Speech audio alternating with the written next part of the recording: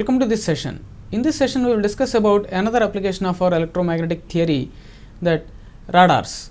So, what is a radar? What are different types of radars, and what is the basic principle of radar, and what are the applications of radars? We will discuss in this session.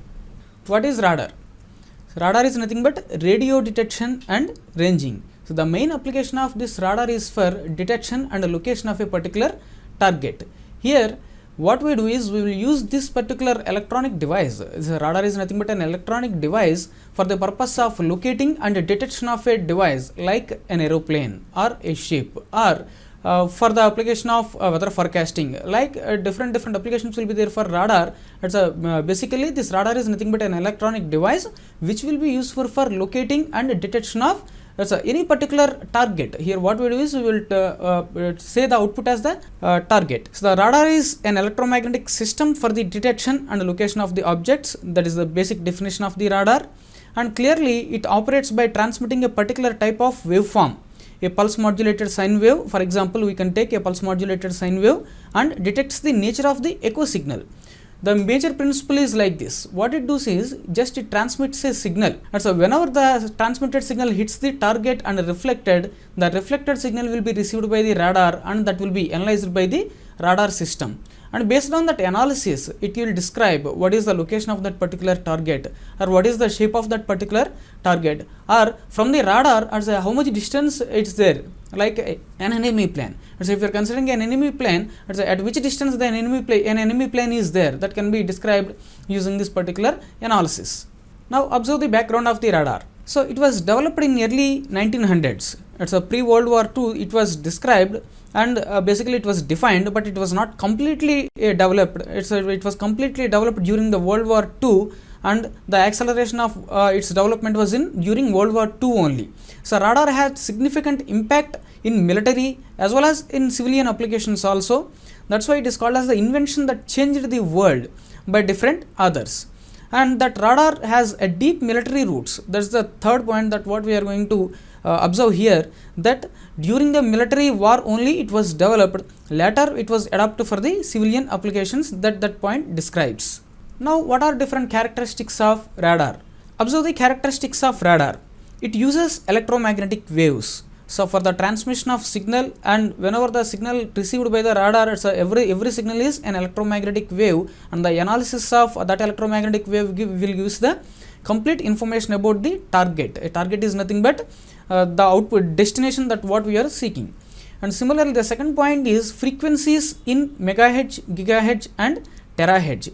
That the radar can be applicable for almost all the megahertz frequencies, gigahertz frequencies and terahertz frequencies. As per theory, they can be applied from 5 megahertz to 300 gigahertz frequency, that is nothing but 0.3 terahertz frequency, and they will be governed by Maxwell's equations. Completely the radar equations are the radar signal processing, everything will be governed by the Maxwell's equations, that what we learnt in our electromagnetic theory. And the fourth point is the propagates with the speed of light, that the wave which is traveling, which is generated because of the radar antenna, it will be traveled with the speed of light, so that for the analysis purpose it will take very less time. And so, the echo signal will reach our radar within no time, so that easily and at a speed of light you can detect the target. The next point is antennas or optics used to launch or receive the waves. Here the major component is antenna for radar system. So, what they do is they will employ an antenna at the output of a radar. That antenna is useful for transmission of the electromagnetic wave or reception of the electromagnetic wave. In rare cases, they will use some optical devices also for the transmission of optical signal, that will be useful for transmission and reception of the echo signal. Now, observe the electromagnetic spectrum which can be useful for our radar applications. So, if you see this electromagnetic spectrum, so the radar will be used from, so this is wavelength of our radar applications, and this is the wavelength which starts from the 10 power minus 3 meters, that is nothing but 1 millimeter, to the 10 square meters, that is up to 100 meters. And so, all these wavelengths can be useful for radar applications. Similarly, if you come to the frequencies, so this is the lowest frequency, that is approximately 5 megahertz, and this is the highest frequency, that is 300 megahertz. So, the radar will applicable from 1 millimeter to 100 meters, or in terms of frequencies 5 MHz to 300 GHz applications. Now we will observe different bands of frequencies and their applications as per radars. Observe this slide. So in this one, so different band designations for the frequencies are given, and for these band designations how the radar will be useful. So for the high frequency applications, that the high frequency applications are from 3 to 30 MHz, for these frequencies it will be useful for surveillance applications. And for VHF stands for the very high frequency. For the very high frequency band, they will be useful for very long range surveillance applications. Not only this VHF, for the ultra high frequency and L band also they will be useful for long range applications. For the L band frequency range, that is from 1 to 2 GHz, they will be useful for traffic control also. And for S, C, X, they will be useful for long range weather applications, traffic control and airborne weather detection. Just you can observe all these frequency range and their usages. And a special application is there, that is airborne application, that is nothing but air traffic control. It's air traffic control applications, and in our laboratories also we will use this X band, that is from 8 to 12 GHz applications. All the marine, submarine and mapping applications, all these things will be in this X band range. Later for the satellite applications, this KU band, KU stands for K under, this is the K band is the intermediate one, K under band, this is K after band, KU, KA. That KU band is useful for satellite altimetry, and this KA is for once again airport surveillance or air traffic control applications, and this K band is very little used in our practical applications. And so this is up to this one very much useful frequencies. After that one only these millimeter range will be useful for experimental purpose. Now how it detects, how a radar detects the range, so using our electromagnetic signal. Just you imagine a scenario. So this is the radar location, and somewhere we have a target. Target is nothing but the destination where our wave reaches and reflects from the destination. That's what you can say. So let us take this is the radar and this is our target.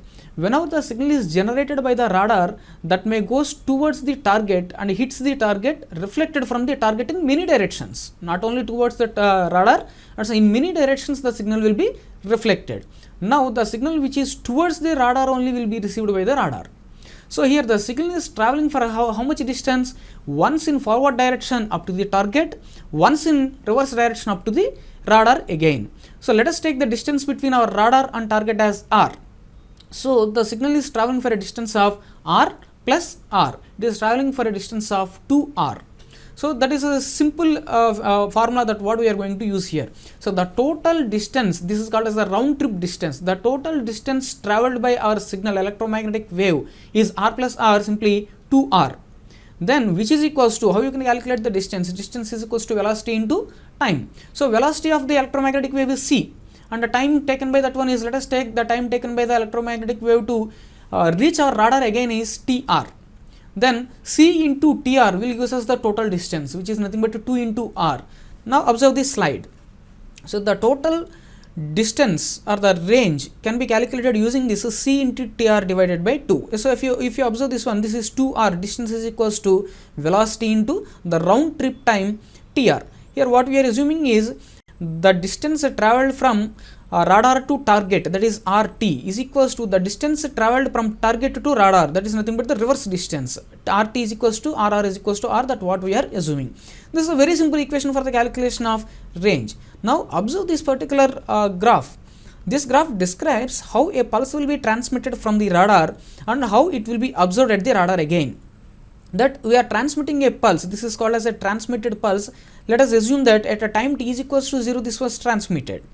Now this transmitted pulse will goes to the space and hits the target later some time, that is that what we are assuming as a round trip time. After some time it reaches the radar again with some disturbance. So this is the received pulse. Now this received pulse will be analyzed by the radar system, and based on this received pulse we can analyze or we can observe the location of the target, or we can observe the direction of the target, or we can observe some of the times we can observe the shape of the target also. Now we will observe classification of radars, how they will be classified. The classification of radar is depend upon their function and their applications. Initially we will discuss about the classification of radars by function.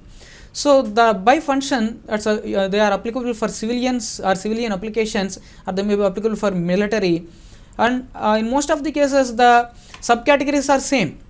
So for civilian as well as for military, they will be useful for weather avoidance or weather forecasting, that what you can say, how the weather will be can be observed using our radars.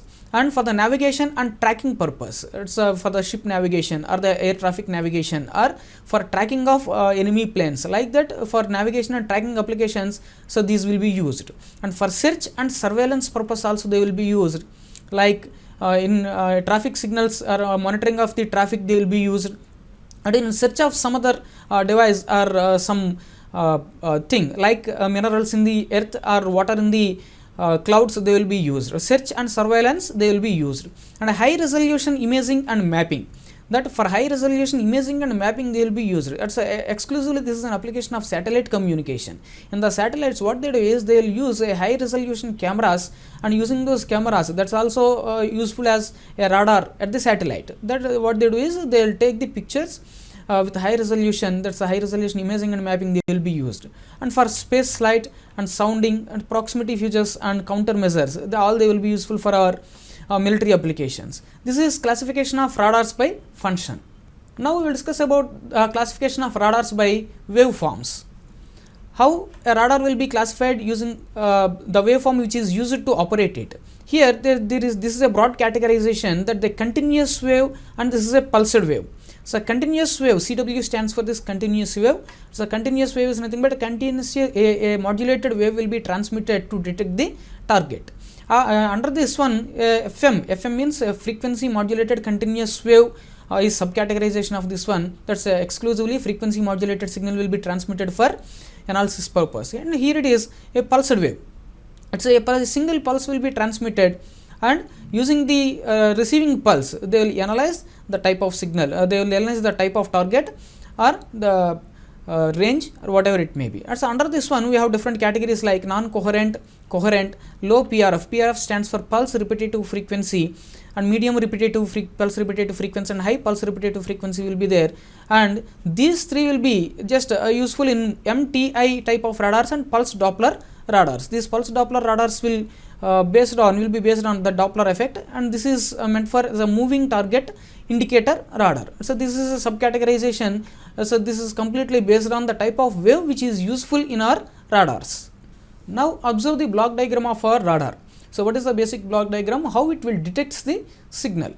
Now in any radar, what they do is they will try to install only a single antenna. In most of the cases they will use a single antenna for the purpose of both transmission as well as reception.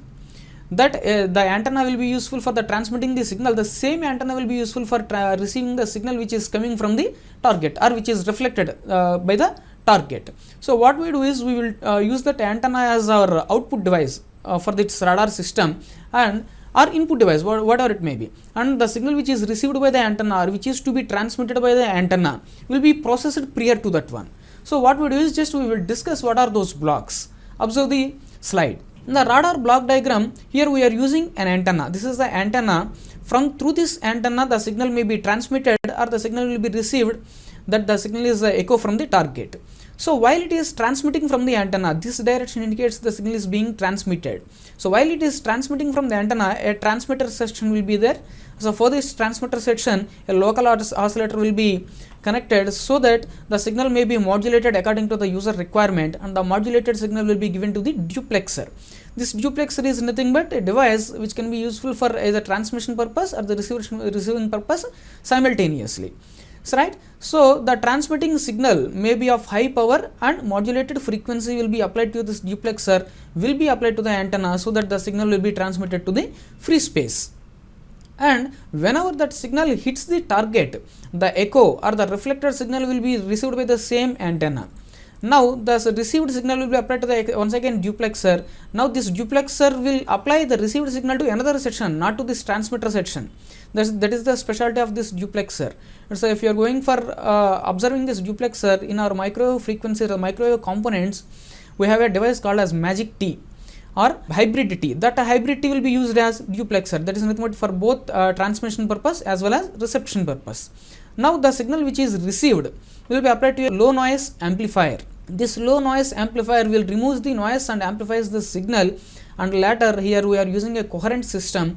So the same local oscillator signal will be applied here to this mixer, that the signal will be demodulated and then filtered and amplified and detected and applied to the display.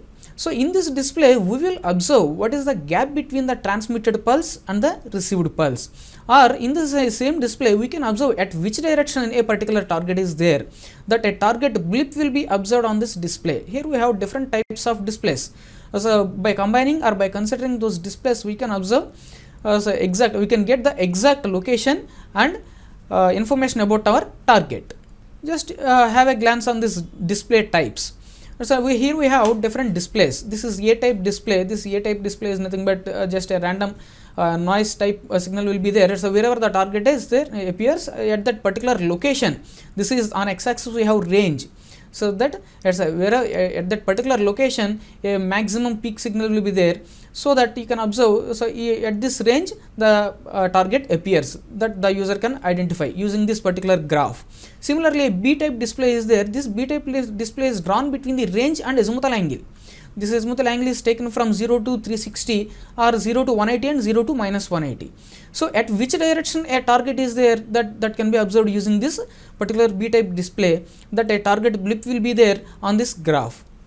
And similarly, a plan position indicator will be there. This is called as a PPI. So this is also a graph like this, and for a 360 degrees at which direction and at which range the target is there, that can be observed using the indicator. And for the C type display, so this is drawn between the azimuthal angle and elevation angle. So for the azimuthal angle and elevation angle, exactly at which angle from the ground plane as well as from the elevation plane, so the target is there, that can be observed using this one. So the user has to observe these displays, and by combining any of these displays and by observing these displays, the user can understand exactly where the plane is. As a plane means the target, where the target is, or exactly at in which direction it is moving using these displays.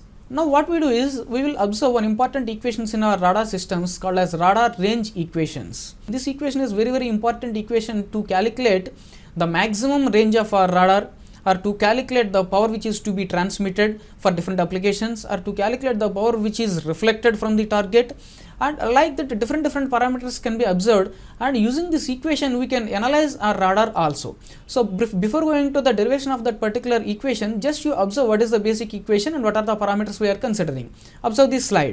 Now here this is the radar range equation. The radar range equation is PR is equals to PT GT sigma AER by 4 pi r square whole square, and the similar equation can be, or the same equation can be written as PT GT GR sigma lambda square by 4 pi cube r power 4. Here what we did is just we replaced this AER with its equivalent, that is G is equals to 4 pi AE by lambda square. That is the relation between AE, effective aperture, and gain we have. We replaced that one here.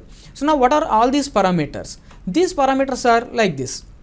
PT is the transmitted power. Here what we are doing is we are considering a radar. This is the radar system. Here in this example what they did is we are considering a separate transmitter and separate receiver, but in most of the cases we will have a single transmitter and receiver.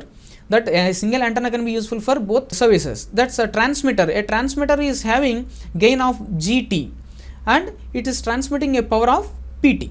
That's what we are assuming here. And a receiver is receiving power of PR and it has a gain of GR, and the cross section, that's the effective aperture of this particular one, is AER. That's what we are assuming here. And this is the target which is to be observed by our radar, and the sigma is meant for radar cross section. So don't think that this sigma is there available at radar. This is available at the target only. That how much our radar will interpret this particular object, that can be observed using this sigma. That's why this is said to be the radar cross section, the interpretation of the object by the radar.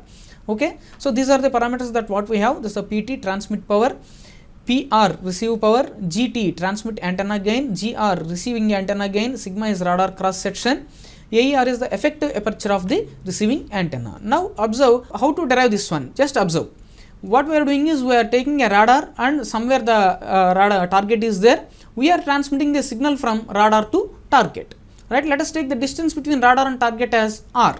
Now what will be the power density which is generated by the radar? Power density is nothing but the power transmitted per unit area. Right? So here what I am doing is I am assuming that initially an isotropic antenna I am using. Since isotropic antenna is used, the radiation pattern is spherical radiation pattern. For the spherical radiation pattern, what is the surface area for a sphere? What is the surface area? 4 pi r square. At a distance r, the surface area is 4 pi r square. So the power density at the target is nothing but the power transmitted Pt divided by 4 pi r square. This is applicable for isotropic antenna. But here what we do is we will use a directional antenna for our radars. Now observe this one. If the power of the radar transmitted is denoted with Pt and if an isotropic antenna is used, then the power density is given as, power density from the isotropic antenna is the power transmitted per unit area of our radiation pattern, that is the 4 pi r square. But what we do is we will use a directional antennas for our radar applications, that the radar employs the directive antennas. That's why this particular power density will be multiplied with gain of the directive antenna. That is, the power density from the directive antenna is equals to Pt by 4 pi r square multiplied with the gain of our directive antenna. Now this particular parameter will hit the target and reflected from the target. So here we are supposed to observe how much echo will be observed from the target. So the echo is purely depend upon the radar cross section. The radar cross section is nothing but the vision of the radar towards the target. So here the radar cross section will comes into the picture. Clearly, that's why the power density of the echo signal we are observing at the radar, the power density we are observing, that is depend upon our radar cross section at the target. So Pt into G by 4 pi r square will be multiplied with sigma by 4 pi r square. So this is the power density of our echo signal and which is received by the radar. Now just what we have to do is we have to observe the received power. So what will be the power received now? The power received will be simply the power density at the receiver. Receiver is nothing but the radar multiplied with its effective aperture. So simply what I am doing is I am observing the power density which is received up to that particular point, multiply that one with the effective aperture. So simply it is nothing but PR is equals to PTG by 4 pi r square sigma by 4 pi r square. This is the power density of our echo signal at the radar multiplied with our effective aperture. So PTG AE sigma by 4 pi square r power 4. So this is a simple equation that what we have. Now what I am doing is I am manipulating this equation to get the maximum range. So R max is equals to PTG AE sigma by 4 pi square, and the minimum signal, at the maximum range you may get the minimum signal. That's why I replace this PR with S minimum, and this is a whole power 1 by 4. So this equation will gives you the maximum range of the radar, and this is called as the fundamental form of our radar equation. So this equation will be modified by substituting AE, that is the effective aperture, how it relates to the gain. Just observe. The effective aperture relates with the gain like this. Gain is equals to 4 pi AE by lambda square. This AE will be replaced with G lambda square by 4 pi. After that one you will get an equation like this. R max is equals to PT AE square sigma by 4 pi lambda square S min whole power 1 by 4. So as per requirement you can use this formula, that is the maximum range equation. So this equation or this equation for solving the problems. So this equation is a simple form of our radar range equation. Now we will observe what are different applications of radars. Observe this slide. Radar applications. The radar has been employed for many applications like ground applications, air applications, sea applications and space applications also. The first one is the air traffic control. So for the air traffic control, the radars will be employed to monitor the air traffic, like in which direction the pilot has to move the aeroplane, at which distance he has to take the takeoff, or at which height he has to travel, and in which distance in the space he don't know. There will be no roads in the space, so he has to rely completely on the ground station only. That he has to take each and every information from the ground station. The pilot has to take every information from the ground station. According to the instructions, he has to move. At which distance he has to move, at which height he has to move, in which direction he has to move. This entire thing is possible with radars only. What they do is it's every movement they will monitor the aeroplane and they will give the instructions to the pilot. That air traffic control is completely relied on radars only. The next one is ship safety. That for the ships also, in the middle of the sea, they don't know where to move, how to move, and in which direction they have to move. For the ship safety also, we have to employ radars. The next one is for space applications. For the space vehicles means the vehicles which are going for the space applications and landing on the moon or landing on different locations, they will use these radars. And for remote sensing or weather forecasting, remote sensing is nothing but to observe the minerals in the earth, or to observe the water content in the clouds, or to observe how the clouds are moving. For every applications, the radars will be used.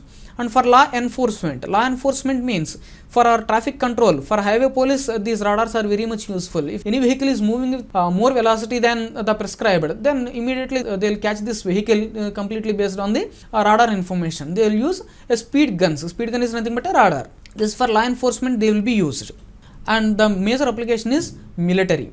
What they do is, in many military applications, the civilian applications as well as military applications have common features, that many military applications this radar is useful to detect the target plane, that's an enemy plane, or to detect enemy locations, or to observe their movements. For everything these military will use radar systems. Now, based on these basic principles and basic concepts, we will try to observe few multiple choice questions. We will try to answer them. A question is given like this: radar detection is limited to line of sight because option A is given as because of curvature of the earth, the waves are not reflected by the ionosphere, and option C is long wavelengths are used, and option D short wavelengths are used. Now observe, to answer this question we require a basic knowledge about the earth surface also. How the earth is like a sphere. It's a little bit bulged, it's like a sphere. So whenever we are applying a target for a particular application, what it does is it transmits an electromagnetic wave and receives the echo signal or the reflected signal from the target, right? Let us take, this is the surface of the earth. Here we are placing the radar. If it transmits the signal towards exactly opposite side to the earth, then obviously the earth is the obstacle. The signal will not reach to the target. The signal will be hit by the surface of the earth and it reflects. So here we are not getting any information towards the target. That is only because of the earth's curvature. So because of the earth's curvature, the signal is not receiving for many large distance, right? So what we do is just we will employ our radars for line of sight applications only. So whenever there is a clear vision for the clear vision to the radar, then only it can receive the reflected signal. That's why the radar detection is limited to line of sight because of earth's curvature of the earth. So option A is correct answer for this particular question. Observe the next one. A radar receives an echo from a target 20 microseconds after sending the signal. The approximate range of the target is option A 300 meters, option B 3000 meters, option C 600 meters, and option D 6000 meters. Here observe what is the data given to us. The data given is a radar receives an echo. Echo is nothing but a reflected signal after 20 microseconds after sending the signal. That is, initially at a time t is equals to 0, it transmits the signal, and after 20 microseconds it receives the echo signal. So what is the round trip time? Round trip time TR is 20 microseconds. Now we are supposed to calculate the distance between our radar and target. For that we have a very simple equation that R is equals to C into TR by 2. Observe the solution here. The range is equals to C into the round trip time divided by 2, where C is velocity of light in meters, into the time taken is 20 microseconds divided by 2, which is equals to 3000 meters. So the distance between radar and our target is 3000 meter. So the answer is 3000 meters. Now observe another question. Which of the following can be used to improve range resolution in radar? Option A short duration pulse, option B long duration pulse, option C high frequency of operating signal, and option D increasing bandwidth. Before answering this question, just observe what is resolution.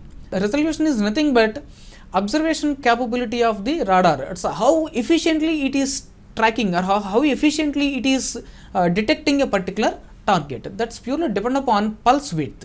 Now imagine a scenario.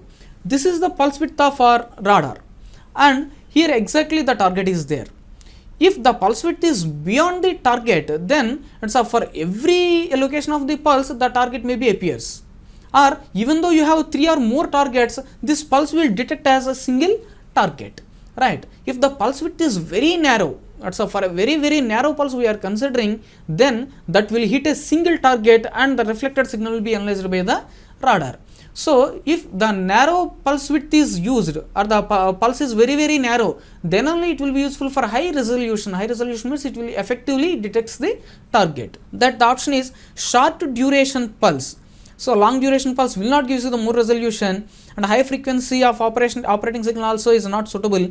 Increasing bandwidth, if you are increasing, some more number of frequencies can be used, but it will not improve the resolution. So short duration pulse always gives us the high resolution signal or high resoluted output. That's why this is the answer for this question. Observe the next one. In a radar system, if the peak transmitted power is increased by a factor of 16 and the antenna diameter is increased by a factor of 2, then the maximum range will be increased by a factor of option A 16, option B 8, option C 4, and option D root 8.